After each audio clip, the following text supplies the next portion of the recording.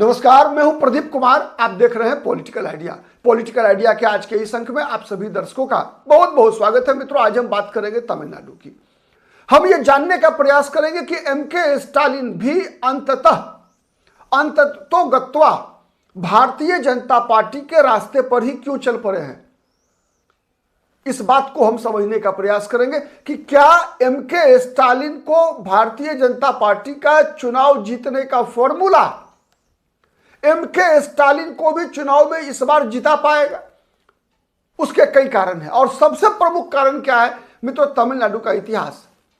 तमिलनाडु का इतिहास रहा है कि प्रायः हर चुनाव में 5 वर्षों पर सरकार बदलती है। ये लगभग अधिकतर बार हुआ है। अपवाद कई बार होते हैं। 2016 में नहीं हुआ था। 2011 और 2016 दोनों बार जयललिता चुनाव जीतने में कामयाब रही थी। इसके अलावा प्रायः आप देखिए कि कोई भी, विशेषकर डीएमके की सरकार 5 साल से ज्यादा नहीं चलती है। तो क्या भारतीय जनता पार्टी के फॉर्मूले के सहारे एमके स्टालिन फिर अगले 5 वर्षों के लिए चुने जाएंगे? मित्रों, तमिलनाडु में एंटी इनकम्बेंसी भी जबरदस्त है। और ये एंटी इनकम्बेंसी कितना है, आप एमके स्टालिन, उनके पुत्र उदयनिधि स्टालिन और द्रविड़ मुनेत्र कड़गम के कई बड़े नेताओं के बयानों में सुनिए। आपको समझ में आएगा किस प्रकार से कोई मुद्दा नहीं है, अभी कुछ भी नहीं हुआ, फिर भी हिंदी के नाम पर मतलब एक अलग प्रकार का डराना, तमिलनाडु की जनता को डराने का प्रयास एमके स्टालिन कर रहे हैं। अब बीजेपी आ जाएगा, जैसे एक जमाना हुआ करता था मित्रों, जब शोले फिल्म बनी थी, उसके बाद कई घर की माएं अपने बच्चों को कहती थी कि गब्बर सिंह आ जाएगा। ठीक है, वैसे ही एमके स्टालिन हास्यास्पद तरीके से, कोई मुद्दा नहीं है, कोई चर्चा नहीं है, किसी बात की कोई विवाद नहीं है, फिर भी हर सभा में कह रहे हैं कि बीजेपी आ जाएगी मतलब हिंदी आ जाएगी तमिलनाडु में, और हिंदी आ जाएगी तो तमिल पर खतरा है। अगर बीजेपी आ जाएगी तो तमिल संस्कृति पे खतरा है, तमिल भाषा पर खतरा है। बीजेपी आ जाएगी तो द्रविड़ राजनीति पर खतरा है। तो आप स्पष्ट रूप से बौखलाहट देख सकते हैं आप एमके स्टालिन का। उतना ही नहीं, अपने गठबंधन के सहयोगियों के बीच भी विवाद लगातार बढ़ता जा रहा है। एक तरफ कांग्रेस पार्टी जहां दबाव बनाने का प्रयास कर रही है कि पिछली बार जो मिला था कांग्रेस को 25 सीटें, उससे ज्यादा सीट कांग्रेस लड़ना चाहती है। दूसरी तरफ कांग्रेस पार्टी का में भी 2 फाड़ हो चुका है तमिलनाडु में। एक खेमा है जो चाहता है कि कांग्रेस पार्टी को अब तमिलनाडु की राजनीतिक सत्ता में हिस्सेदारी मिले, वही दूसरा खेमा है वो एमके स्टालिन के साथ है। और पहला खेमा जो एमके स्टालिन के साथ है, उस पर वो खेमा जो हिस्सेदारी चाहता है, जो बार्गेनिंग कर रहा है डीएमके के साथ, वो बता रही है कि एमके स्टालिन के साथ कांग्रेस पार्टी के वही लोग हैं जिन्हें एमके स्टालिन ने खरीद लिया है, उनको उपकृत किया है, आर्थिक लाभ पहुंचाया है। और यह आर्थिक लाभ पहुंचाने का रिवाज तमिलनाडु की राजनीति में लंबा चौड़ा रहा है। मित्रों, तमिलनाडु वह राज्य है जहां अभी आप देख रहे हैं कि केवल हिंदी नहीं बल्कि सनातन धर्म को डेंगू, मलेरिया, कोरोना इस तरह से बताया जा रहा है।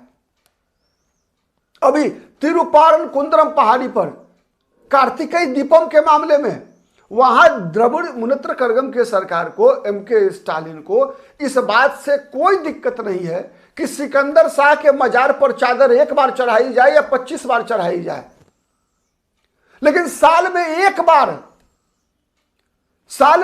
बार तिरुपारनकुंद्रम पहाड़ी पर अगर हिंदुओं का दीप जलेगा, अगर सुब्रमण्यम स्वामी के मंदिर में के बगल में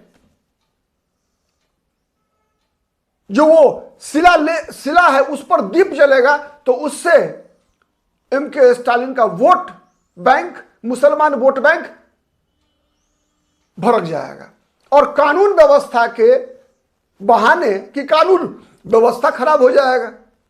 इस बहाने कानून व्यवस्था मेंटेन माने खराब होगा, इसके कारण आप एक अफवाह फैला रहे हैं। उसके कारण आप समाज के 90%, 88% आबादी है मित्रों हिंदुओं की तमिलनाडु में। उस आबादी को आप अपने धार्मिक परंपराओं का पालन करने से रोक देंगे?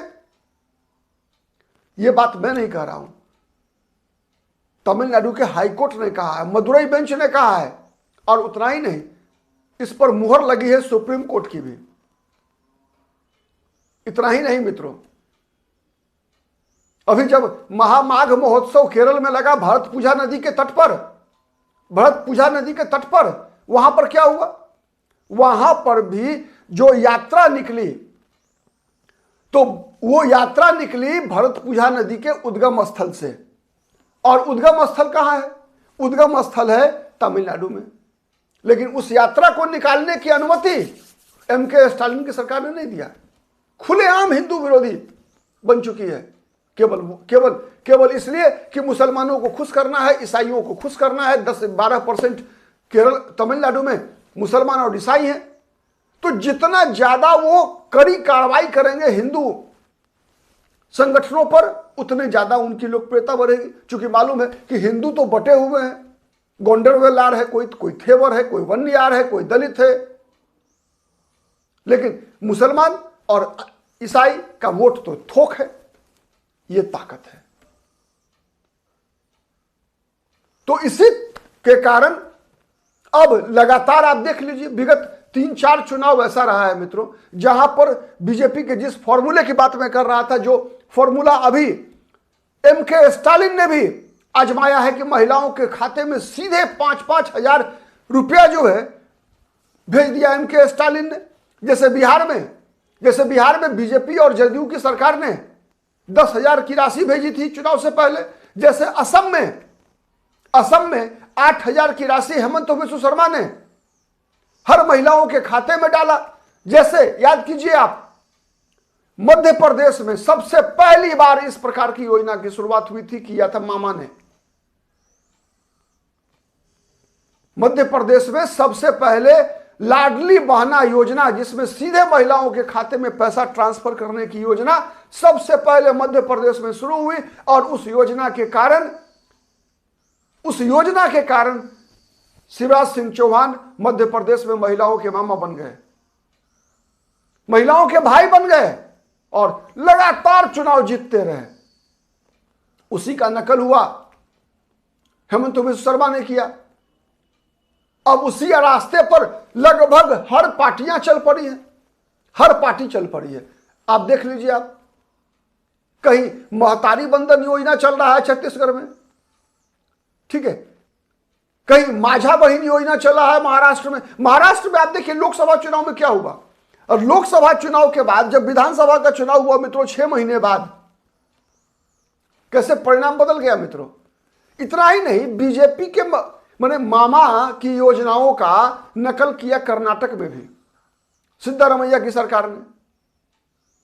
लेकिन खैर उसका तो अभी परिणाम आना बाकी है। लेकिन चुनाव तो 28 में है। लेकिन इस योजना का सबसे बड़ा लाभ मिला हेमंत सोरेन को। हेमंत सोरेन अपनी सरकार बचाने में कामयाब रहे, बिहार में नीतीश कुमार सरकार बचाने में कामयाब रहे। ममता बनर्जी 2021 में भी ममता बनर्जी की सरकार बनने में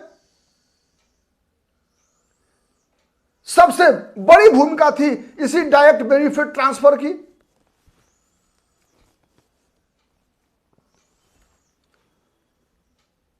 जो सीधे 1,000 की राशि दी जाती है सामान्य वर्ग की महिलाओं के खाते में, और अनुसूचित जाति जनजाति की महिलाओं के खाते में 1,200 रुपए की राशि ममता बनर्जी जो डालती है लक्ष्मी भंडार योजना के तहत। तो क्या ये 5,000 की राशि जो एमके स्टालिन ने 1,31,00,000 महिलाओं के खाते में 5,000 रुपया भेजा है, वन टाइम पेमेंट है मित्रों। इसके अलावा भी कई योजनाएं एमके स्टालिन भी चला रहे हैं। तो क्या इस चुनाव में जब एमके स्टालिन लोकप्रियता के निचले पायदान पर है, क्या चुनाव बचा लेंगे? यह एक बड़ा सवाल है। बड़ा सवाल इसलिए है कि हर बार ऐसा हुआ नहीं है। ये बात सही है कि बीजेपी ने मध्य प्रदेश में, महाराष्ट्र में हारी हुई बाजी जीती है, छत्तीसगढ़ में हारी हुई बाजी जीती है, बिहार में हारी हुई बाजी जीती है। लेकिन अरविंद केजरीवाल तो जीती हुई बाजी हारे हैं। तो इसीलिए हर बार राहुल गांधी, याद कीजिए 2019 के लोकसभा चुनाव में, 2019 के लोकसभा चुनाव में मित्रों, राहुल गांधी ने जो किसान सम्मान योजना प्रधानमंत्री ने शुरू किया था 2019 से पहले, लोकसभा चुनाव से पहले, किसान सम्मान योजना, उसके बदले राहुल गांधी ने वादा किया था कि हर परिवार की महिला मुखिया के खाते में 72,000 रुपया सालाना कांग्रेस की सरकार डालेगी। लेकिन राहुल गांधी के 72,000 पर किसी ने भरोसा नहीं किया। तो सवाल यही है। और यह तो नगद ट्रांसफर ठीक है कि बीजेपी का नकल कर रहे हैं एमके स्टालिन या और कई लोगों ने किया है, कई पार्टियों ने किया है। हेमंत सोरेन ने मैया योजना चलाया है मध्य प्रदेश का नकल करके। लेकिन एक बात तो तय है कि ये फ्री बीज का इतिहास तो तमिलनाडु में सबसे पुराना है मित्रों। फ्री बीज का इतिहास तमिलनाडु में सबसे पुराना है। वहां तो टीवी ही नहीं बल्कि सोने का मंगलसूत्र तक मुफ्त में दिया गया है महिलाओं को। यह इतिहास है तमिलनाडु की राजनीति का। ठीक है, तो क्या इस बार भी महिलाओं के खाते में जिस प्रकार से 5,000 की राशि एमके स्टालिन दे रहे हैं, सवाल आपसे भी है कि क्या केवल इस 5,000 की राशि देने से एमके स्टालिन चुनाव जीतने में कामयाब होंगे, या चुनाव जीतने के लिए और कई फैक्टर होते हैं। बिहार में अगर नीतीश कुमार ने चुनाव जीता तो केवल 10,000 के कारण नीतीश कुमार को चुनाव में जीत मिली, ऐसा है क्या? मुझे नहीं लगता। क्या महाराष्ट्र में जब एकनाथ शिंदे की सरकार थी और वहां पर माझा योजना जब शुरू की गई महाराष्ट्र के अंदर एकनाथ शिंदे की सरकार के द्वारा, देवेंद्र फडणवीस की सरकार के द्वारा, और उसके बाद फिर जब जीत कर आई माझी लाडली बहन योजना महाराष्ट्र में, जब जीत कर आई तो फिर देवेंद्र फडणवीस मुख्यमंत्री बने, तो क्या केवल इस योजना के कारण जीत हुई थी? नहीं, कारण था विपक्ष की कमजोरी भी। विपक्ष कमजोर था, चाहे वो महाराष्ट्र हो चाहे बिहार हो। बिहार में जब मैंने कई बार कहा है, जब नीतीश कुमार से मुकाबला होगा लालू यादव के परिवार के किसी व्यक्ति का, क्योंकि लालू यादव के परिवार का, चाहे तेजस्वी यादव हो, राबड़ी देवी रही हो, अराजकता का प्रतीक है, अराजकता का प्रतीक है। वैसे ही महाराष्ट्र में जब लोकसभा चुनाव में पीछे रह जाने वाली बीजेपी का गठबंधन विधानसभा चुनाव में 3/4 बहुमत से जीत कर आता है, तो उसका सबसे बड़ा कारण यह था मित्रों कि चुनाव लड़ने से पहले ही सीटों के लिए और मुख्यमंत्री बनने के लिए कांग्रेस के नाना पटोले और शिवसेना के उद्धव ठाकरे कौन मुख्यमंत्री बनेंगे, इसी के लिए लड़ाई शुरू हो गई थी। शिवसेना के लोगों ने अधिकतर विधानसभा सीटों पर जहां कांग्रेस लड़ रही थी, कांग्रेस के उम्मीदवार को हराने का काम किया। वहीं कांग्रेस के लोगों ने भी उद्धव ठाकरे के कैंडिडेट को हराने का काम किया, इसलिए यह मानकर कि हम तो जीत रहे हैं, सामने वाले की सीटों की संख्या हमसे कम रहेगी तो हमारी दावेदारी मुख्यमंत्री पद पर होगी। परिणाम क्या हुआ कि हम तो डूबे सनम, तुमको भी ले डूबेंगे, दोनों के दोनों जो है साफ। तो क्या तमिलनाडु महाराष्ट्र को दोहराएगा? तमिलनाडु के में एमके स्टालिन की स्थिति अरविंद केजरीवाल वाली होगी, सर उद्धव ठाकरे वाली होगी, या फिर शिवराज सिंह चौहान और देवेंद्र फडणवीस वाली होगी, नीतीश कुमार वाली होगी? ये तो परिणाम चुनाव का आएगा मई महीने में, तब पता चलेगा। लेकिन संकेत एमके स्टालिन की राह बहुत मुश्किल है, बहुत मुश्किल है एमके स्टालिन की राह, और एमके स्टालिन के फैसलों से, रणनीतियों से ये बातें स्पष्ट दिख रही है मित्रों। आवश्यकता इस बात की है कि केवल महाराष्ट्र, मध्य प्रदेश में भी कांग्रेस पार्टी की स्थिति वही थी मित्रों। आपसी सरफुटौल ने बीजेपी को 2/3 बहुमत दे दिया फिर 2023 के विधानसभा चुनाव में। तो सबसे बड़ा फैक्टर यह है, एमके स्टालिन केवल बीजेपी के रास्ते जाने से, 5,000 की राशि ट्रांसफर करने से चुनाव नहीं जीतने वाले। अगर चुनाव जीतेंगे एम के स्टालिन तो विपक्ष की कमजोरी से। अगर विपक्ष कमजोर पड़ा, बीजेपी, एनडीए, एआईएडीएमके अगर कमजोर रहेगी तो एम के स्टालिन को फायदा मिलेगा। अगर ये मजबूती से लड़ेंगे तो ऐसा कई उदाहरण है जब इस फॉर्मूले पर पैसा देकर, टीवी देकर, सोना का मंगलसूत्र देकर चुनाव हार चुकी है। तमिलनाडु में भी लोग हार चुके हैं, चाहे वो एम करुणानिधि हो, चाहे वो जयललिता रही हो। ये तमिलनाडु का इतिहास है। तमिलनाडु का इतिहास है कि प्राय हर 5 साल पर सरकारें बदलती रही है और वो उसका आप कह सकते हैं कि सबसे बड़ी बात है एम के स्टालिन का फ्रस्ट्रेशन। देखिए आप, चाहे हिंदी के मुद्दा हो, हिंदू का मुद्दा हो, सनातन का मुद्दा हो, विकास का मुद्दा हो, जब कांग्रेस पार्टी के प्रवीण चक्रवर्ती ने जब कनिमोझी के बयान पर आंकड़े पेश कर दिए तो उस पर कैसे बौखलाई थी डीएमके। तो ये सब कई उदाहरण है जो फ्रस्ट्रेशन दिखाता है एम के स्टालिन का। ठीक है, बने रहिए पॉलिटिकल आइडिया के साथ। फिर मुलाकात होगी किसी अन्य मुद्दे पर अगले अंक में। तब तक के लिए नमस्कार। और मित्रों, अब तक यदि पॉलिटिकल आइडिया को आपने सब्सक्राइब नहीं किया है तो प्लीज सब्सक्राइब कर लीजिए, और हमारा वीडियो पसंद आता है ना तो प्लीज लाइक कीजिए, शेयर कीजिए, जिससे कि अधिक से अधिक लोगों तक हमारी बातें पहुंच सके। आज के लिए इतना ही। बहुत बहुत धन्यवाद।